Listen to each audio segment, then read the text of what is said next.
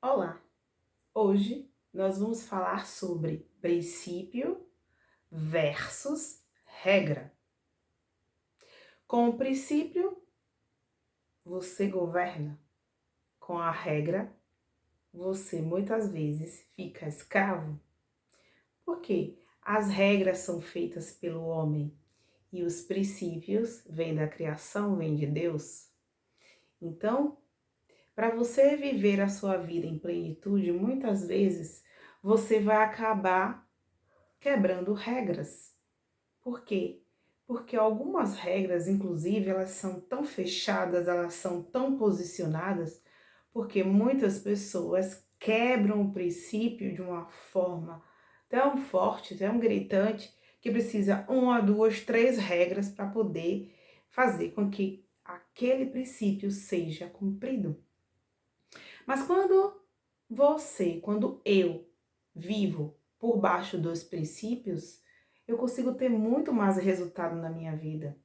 Como, por exemplo, o princípio do amor, o princípio da honra, o princípio do desfrute, o princípio do transbordo, né? Então, esses princípios, e tem outros também, o princípio da eficiência, o princípio de dar o meu melhor em todos os momentos, né? O princípio da verdade, são princípios que fazem com que o meu dia a dia seja mais leve e que mesmo que eu quebre alguma regra, que muitas vezes foram criadas pelos seres humanos, com intenções muitas vezes de trazer as pessoas para ficar presa àquele momento, àquela estrutura, como algumas religiões fazem, como algumas estruturas de comunidade, como alguns países criam,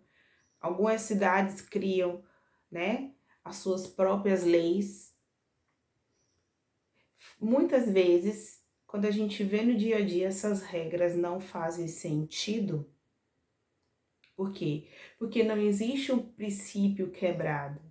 Existe uma intenção de trazer pessoas para ficarem moldadas naquele caminho. Então, muitas vezes é um ensinamento na família, muitas vezes é um ensinamento na escola, muitas vezes é um ensinamento na comunidade que você anda. Então, nós precisamos olhar de uma forma mais profunda e talvez até estudar um pouco mais sobre princípios para que a gente consiga viver uma vida mais leve e entender que o nosso avanço, né, nas decisões e nos desejos que a gente quer e que muitas vezes nós nos sentimos limitados de passar para a próxima fase, pode estar ligado, inclusive, a alguma regra que vai precisar ser quebrada, né?